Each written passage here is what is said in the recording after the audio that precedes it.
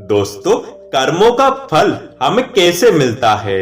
दोस्तों, हम जो भी काम करते हैं, फिर चाहे वो सही हो या गलत, उसका असर किसी न किसी तरह हमारी जिंदगी में पड़ता है।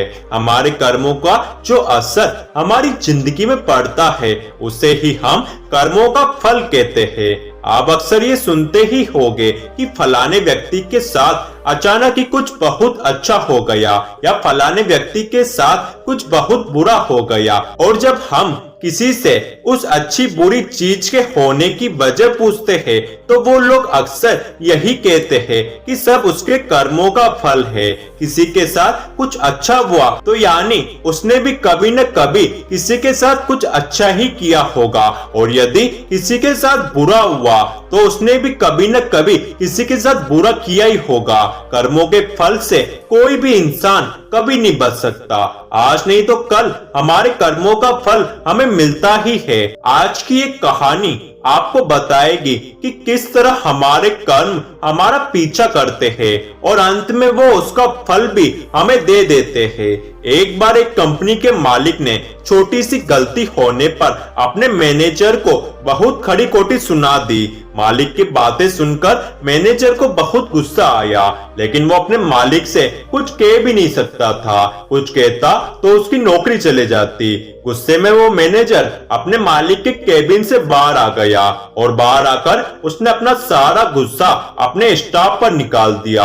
अब बिना वजह डांट पड़ने की वजह से स्टाफ वालों को भी गुस्सा आ गया, लेकिन वो भी मजबूर थे। अपने मैनेजर से कुछ कह नहीं सकते थे, लेकिन अब स्टाफ वाले अपना गुस्सा किस पर निकालते।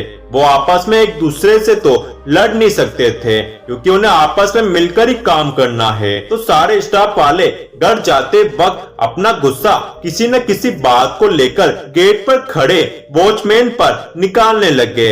उनकी बातें सुनकर वॉचमैन को भी गुस्सा आ गया। अब वॉचमैन अपना गुस्सा किस पर निकाले। सारा स्टाफ निकल गया।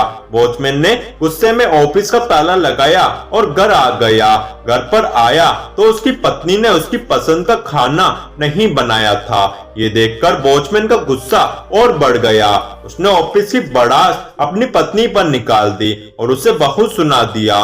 पति की बातें सुनकर पत्नी को भी गुस्सा आ गया। वो अंदर गई और उसने अपने बच्चे को एक जोर का थप्पड़ मार दिया और उससे बोली, पढ़ाई तो करता है नहीं और सारा दिन टीवी देखता रहता है। मम्मी से मार खाकर वो बच्चा गुस्से में घर से बाहर निकल गया।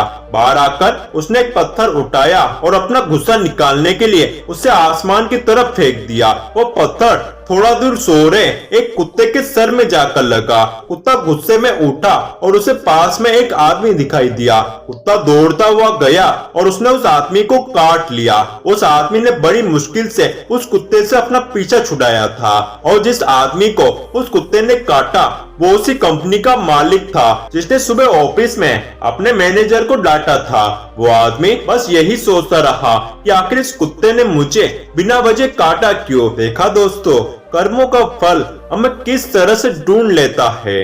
दोस्तों, अब तो आप समझ गए होंगे कि कर्मों का फल हमारा पीछा नहीं छोड़ता। दोस्तों, जाने अनजाने में हम कितने लोगों के साथ बिना वजह ही गलत व्यवहार करते हैं, जिसकी वजह से दूसरे परेशान होते हैं और कितनों का तो बहुत नुकसान भी हो जाता है, पर हमें तो उसका अंदाजा भी नहीं होता, क्योंकि हम तो अपनी मस्ती में ही जीते हैं। लेकिन कर्मों का नियम एकदम अटल है। हम जैसा कर्म करेंगे वैसा फल हमें भुगतना पड़ेगा।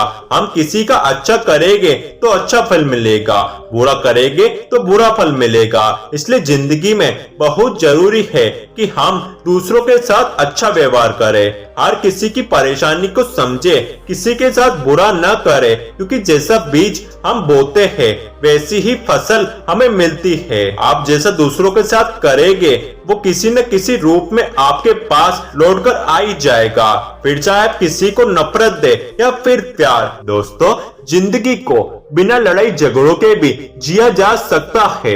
किसी बात को गुस्से से समझाने के बजाय आप उस बात को प्यार से समझा सकते हैं। एक बात हमेशा याद रखें, अच्छे कर्मों से ही इंसान महान बनता है। अच्छे कर्म करने के लिए हमें किसी ट्रेनिंग की जरूरत नहीं पड़ती, बस हमें अपनी सोच को अच्छा करना होगा। इसलिए दोस्तों, हमेशा अच्छा सोचें और अच्छे विचारों को अपने जीवन में अपनाएं।